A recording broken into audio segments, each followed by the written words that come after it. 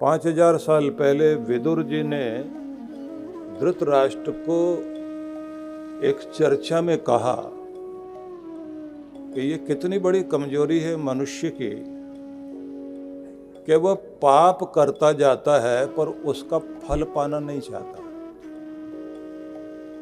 पुण्य करेगा नहीं और पुण्य का फल जरूर पाना चाहता है। मतलब बुरा करेगा और उसका बुरे करने का फल दुख नहीं भोगना चाहता, अच्छा करेगा नहीं और अच्छाई का फल भोगना चाहता है।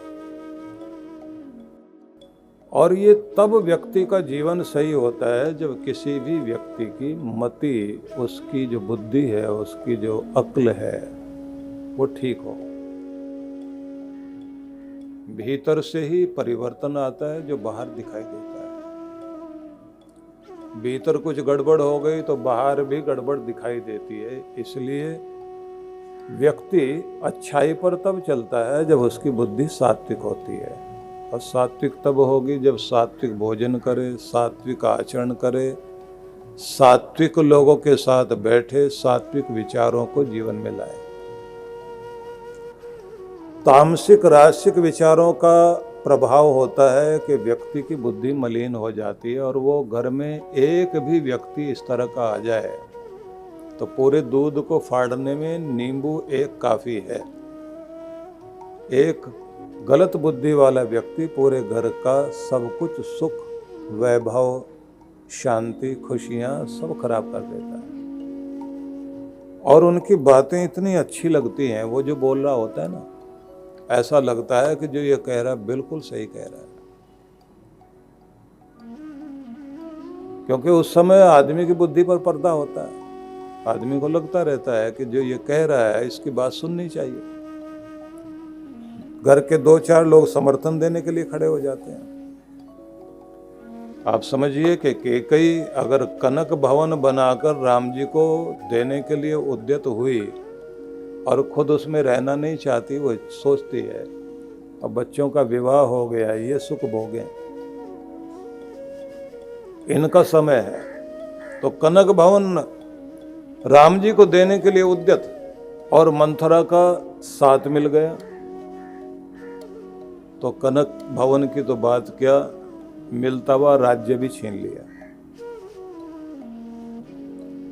और अगर वाल्मीकि रामायण को आप पढ़ें तो आपको बहुत आश्चर्य लगेगा कि जिस समय राम जी वन जाने के लिए तत्पर हुए तो अयोध्या नगरी की प्रजा वो भी खड़ी हो गई, हम भी साथ चले हैं। और उस समय का वर्णन इतना विचित्र वर्णन है। अयोध्यावासी बोलते हैं अश्वपति की बेटी कैकेयी, कैकेयी का नाम नहीं लेते, अश्वपति की बेटी रख ले अपने नगरी को, रखे अपने राज्य को, ये घर पड़े रहेंगे, चूहे दौड़ेंगे, धूल उठेगी, इनमें यज्ञ का धुआं नहीं उठने वाला, इनमें चूल्हा नहीं जलेगा, अब यहां कोई रौनक नहीं रहेगी, शमशान की तरह दिखाई देगा सब कुछ, कर ले राज, हम अपने राम के साथ जाने के लिए तैयार हैं। इतना भावुक वर्णन है, अगर आप उसे पढ़ें ऐसा लगता है कि जैसे पूरी खुशियां अयोध्या की छीनी जा रही हैं, और एक व्यक्ति की सलाह पर। कहाँ कोई देने के लिए तैयार हो, इसलिए कहा जाता है आदमी की बुद्धि ठीक हो तो सोना चांदी उठाकर दे दे, और अगर बुद्धि पर पर्दा पड़ जाए एक सुई पर झगड़ा कर लेगा आदमी, नहीं देंगे, मूछ का सवाल। इसलिए व्यक्ति की बुद्धि को सही बनाए रखने के लिए संत पुरुषों का संग भी चाहिए, हर दिन भगवान की भक्ति भी चाहिए, हर दिन पवित्र ग्रंथों का पठन भी चाहिए, हर दिन घर के बड़ों के सामने सिर भी झुकना चाहिए, हर दिन अपने हाथ से कोई सेवा भी करनी चाहिए। और हर दिन